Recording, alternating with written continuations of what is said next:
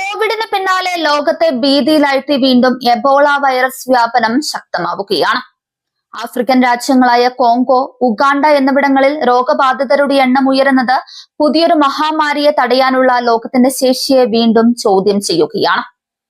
ആന്തരിക അവയവങ്ങളെ വരെ തകർത്തു കളയുന്ന ഈ മാരക ഹെമറാജിക് പനിയെക്കുറിച്ചും അതിന്റെ പ്രധാന ലക്ഷണങ്ങളെക്കുറിച്ചും കൃത്യമായി അറിഞ്ഞിരിക്കേണ്ടത് അനിവാര്യമാണ്. വവ്വാലുകളിൽ നിന്ന് പകരുന്ന ഒരു കൂട്ടം വൈറസുകൾ മൂലമുണ്ടാകുന്ന അതിഗുരുതരമായ ഒരു ഹെമറാജിക് പനിയാണ് എബോള. രോഗബാധിതരായ മൃഗങ്ങളുമായോ അവയുടെ ശരീരസ്രവങ്ങളുമായോ ഉള്ള സമ്പർക്കത്തിലൂടെയാണ് മനുഷ്യരിലേക്ക് ഈ രോഗം എത്തുന്നത്.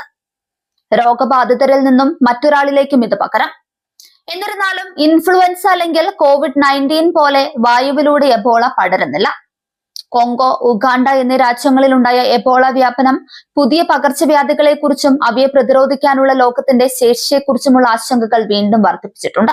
എബോള രോഗവ്യാപനം സാധാരണയായി മധ്യ പശ്ചിമ ആഫ്രിക്കൻ രാജ്യങ്ങളിലാണ് കേന്ദ്രീകരിക്കാറുള്ളതെങ്കിലും ആധുനിക യാത്രാ സൗകര്യങ്ങൾ വഴി ലോകം പരസ്പരം ബന്ധപ്പെട്ടിരിക്കുന്നതിനാൽ രോഗവ്യാപനം അന്താരാഷ്ട്ര തലത്തിൽ വലിയ ശ്രദ്ധ അർഹിക്കുന്നുണ്ട്.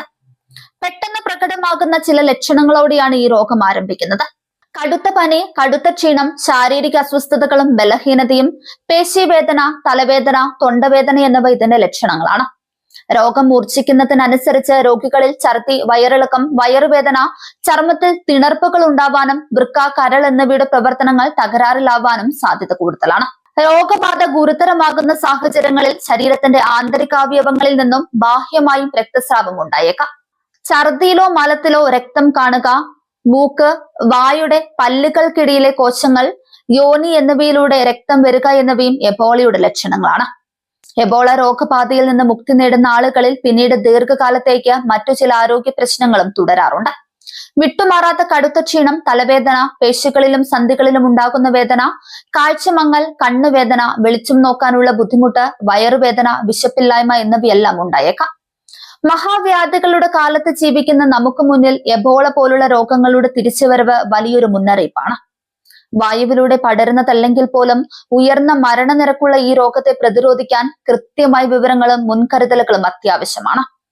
ആഫ്രിക്കൻ രാജ്യങ്ങളിലാണ് നിലവിൽ വ്യാപനമെങ്കിലും ലക്ഷണങ്ങൾ തിരിച്ചറിഞ്ഞ തുടക്കത്തിൽ തന്നെ പ്രതിരോധം തീർക്കുക എന്നതും ആഗോള ആരോഗ്യ നിർദ്ദേശങ്ങൾ കർശനമായി പാലിക്കുക എന്നതുമാണ് ഈ ഘട്ടത്തിൽ ലോകത്തിന് ചെയ്യാൻ കഴിയുന്നത്.